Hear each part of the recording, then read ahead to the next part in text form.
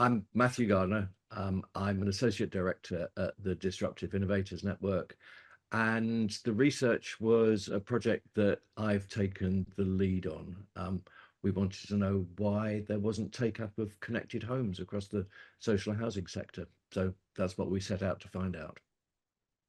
What we thought was the case was that social landlords hadn't been active in scaling connected homes devices.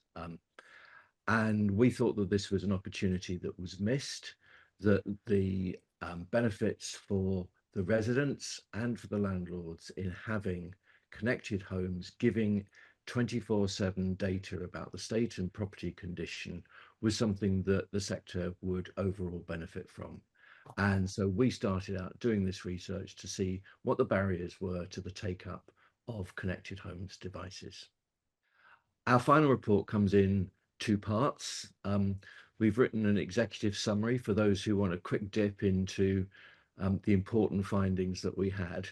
And I think that's something that boards and executive teams and operational managers would really benefit from reading. The full report is probably aimed much more at those who are doing the doing, service leads, also at transformation directors, at IT directors, that sort of level in the organization. But I hope that we've written it in a way that is engaging and interesting for anybody in the social landlords.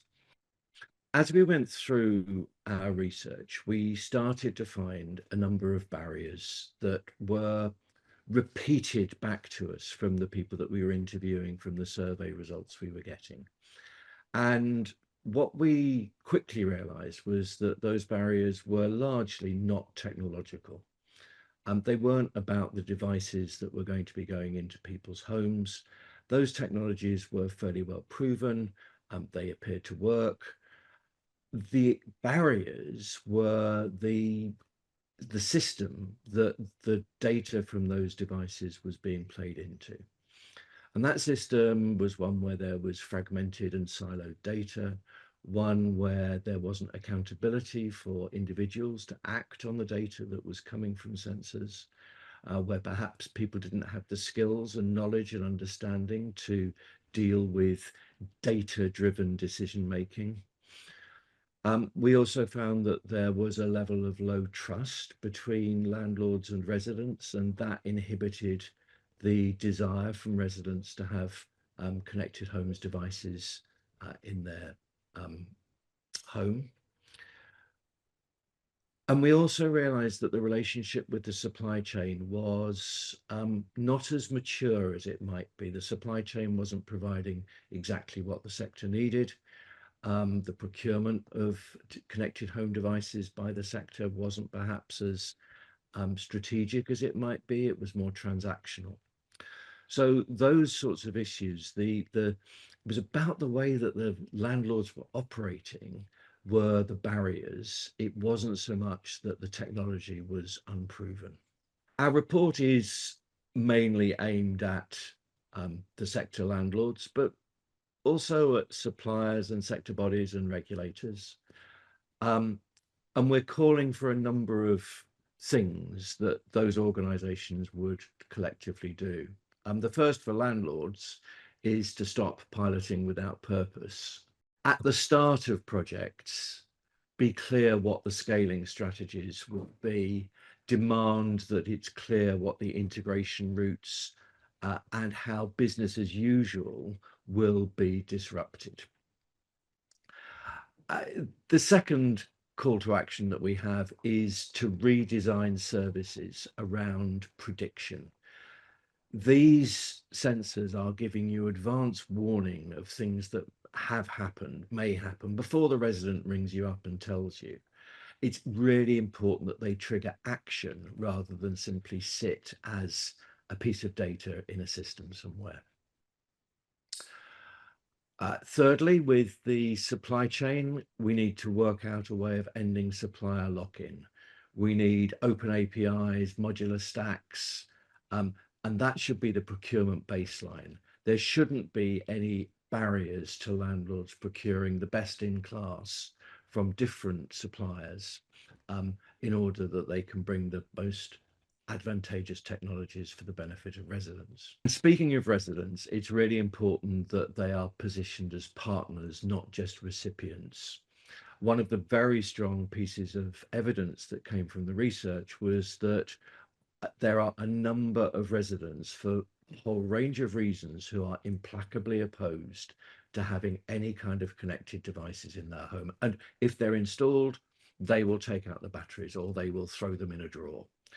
So engaging residents, getting their consent, is not just a matter of being a courtesy and the kind of respect that we should have for intruding into residents' homes. It's actually practical, because if residents don't want it, they will find a way of it not working. So positioning tenants as partners, really important call to the sector. Then I think there are some wider things for the sector as a whole. What we're seeing is that every landlord is reinventing this wheel, and we feel that there is a significant gain to be made by sharing the intelligence about what works in terms of the APIs, the data models that are needed to maximize the benefit from these smart home devices. So building that kind of sector-wide infrastructure, collaborating across the sector rather than each individual landlord doing its own thing. And then finally, we've got a recommendation for the regulator. We think that the regulation for the social housing sector currently is episodic, and it was designed for a time when paper and visits were the means of gaining information about properties. With real-time data from sensor technology, there is no reason why the regulator cannot regulate in real time, and we believe it's right that the regulator should begin a consultation process to indicate that it is intending to do that. The call to action is designed to be a path forward, but it's also designed to put a little bit of a stone in the shoe of the sector. I think our very clear finding from this research is that carrying on the way that we have done is no longer an option.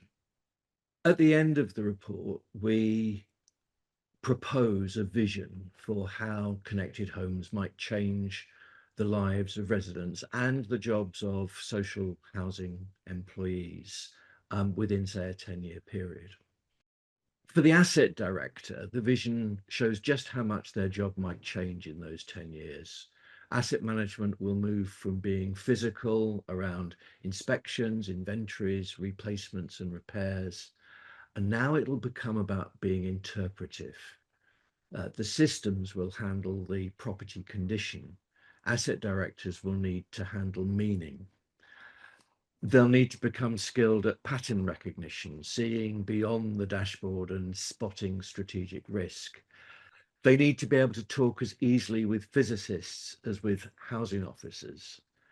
They need to ensure that the data that's being collected has not become surveillance, that individual behavior tracking without consent is beyond the pale.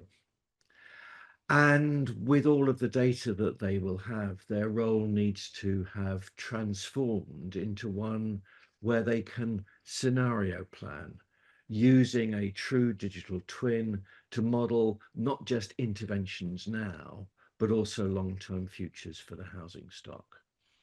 So the role of an asset director becomes one of a systems thinker, not somebody who is a transactional processor.